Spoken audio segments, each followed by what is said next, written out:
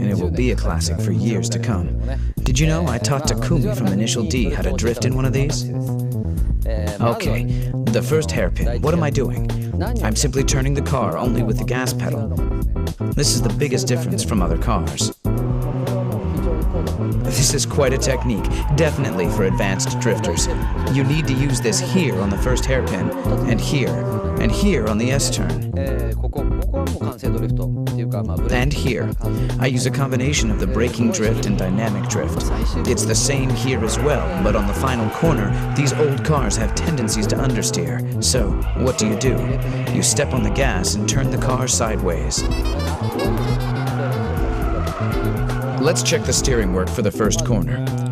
You come down the straightaway in third gear, so shift down to second, steer into the corner, but the car is understeering. Step on the gas all the way and let the rear slide. Then you let go of the gas and wait. But if you wait too long, you'll lose too much rev, and your drift power will stall. So, after you give it gas all the way to make the tail slide, countersteer. And as you do this, place your foot on the gas, just to keep the rev within the torque band. This is how you drift right from the corner entrance to the exit. And this is also the reason why an underpowered classic like the Hachiroku can go up against the high-tech power machines of today.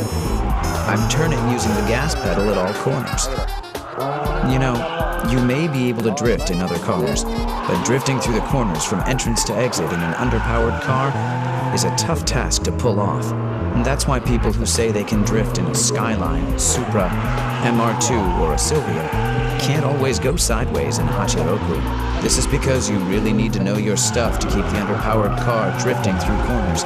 And to get this done, you must master the 6 basic techniques to make your drift perfect. Let's check the Hachiroku on the final corner. In this corner, a standard braking and shift lock triggers the car to drift. But the throttle control from here is different. Tsuchiya floors it immediately to keep the car sliding all the way from the entrance to the corner exit. He's purposely letting the wheel spin a bit so he can control the tail slide with little power. He's driving while constantly maintaining loose traction. These 6 techniques and their various application make the Drift King go sideways. How did I become the Drift King? I can only say that I was driving day and night. I guess people call it practicing and hard work. But to me, I was just having fun out there. To enjoy driving, or shall we say practice for now, all you need is some safe, clear space. This will be enough. Let's start with a 180-degree turn. The first thing I tried, right after I got my driver's license, is this. Pull the e-brake, and try to end up facing the direction I came from. In my days, it was cool to be able to do this and get it right.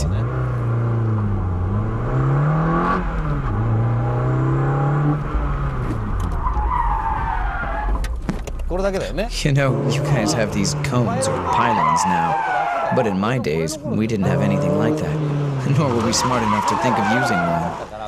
If I had these cones back then, I would have improved much faster. Obviously, in the beginning, I couldn't get it right like this.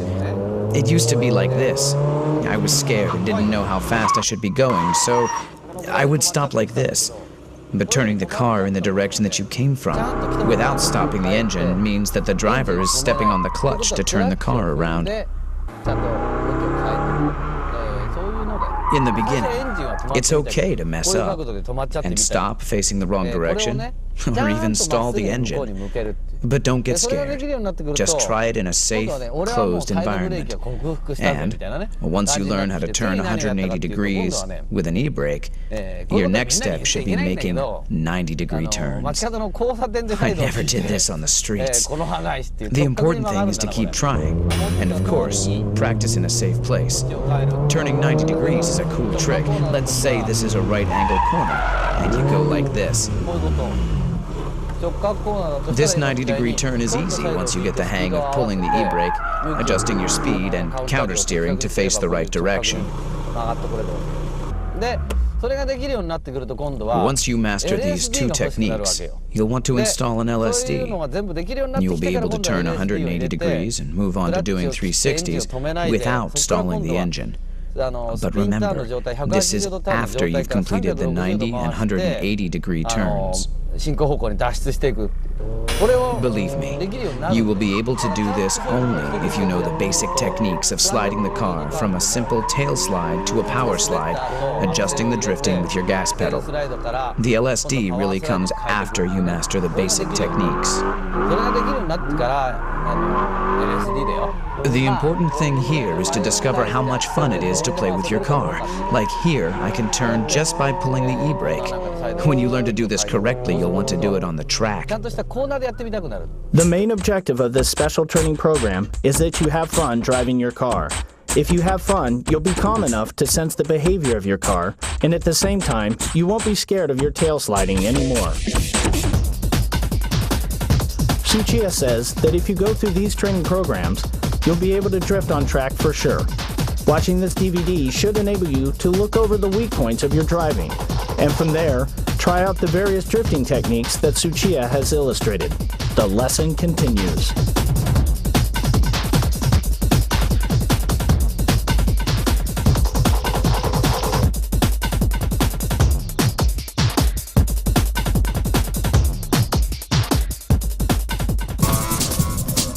Special training program number 4 is learning how to use the handbrake according to the radius of the corner. Okay, first of all, okay, here. How about this? See, I countersteered and stopped the car facing the direction I want to exit. You have to countersteer toward the exit direction. You can see here that I am actually countersteering. And it's okay to pull the e-brake and stop here. Beginners tend to end up facing the wrong direction, like this. So, controlling the car towards the direction that you want to go is crucial here.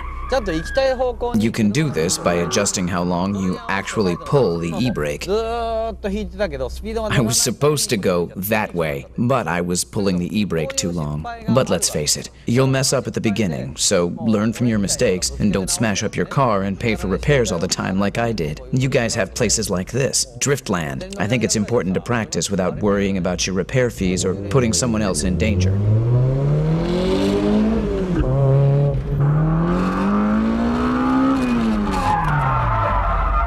See, here, I'm pulling the e-brake too long, letting the car slide too much. In this situation, your left hand is pulling the e-brake, and your right hand working the countersteer is too slow. This is how you'll end up facing the direction that you came from. So, just shorten the time you're pulling the e-brake.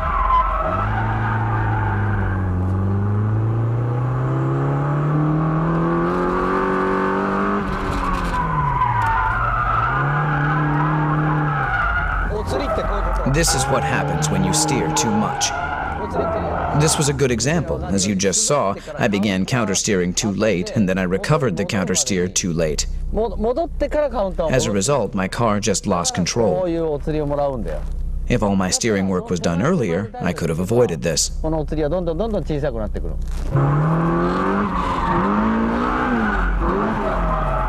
If you end up doing this, just hit the brakes and stop the car.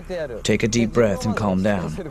You won't get anywhere trying to recover from this state, so just stop the car and chill, okay? And start from zero all over again. Okay, let's review the training program. I admit that this training needs effort, but you want to have fun too. So find a safe place to practice and start from the 180-degree turn. Then try the 360, but you need an LSD to do this. Then the 90-degree turn.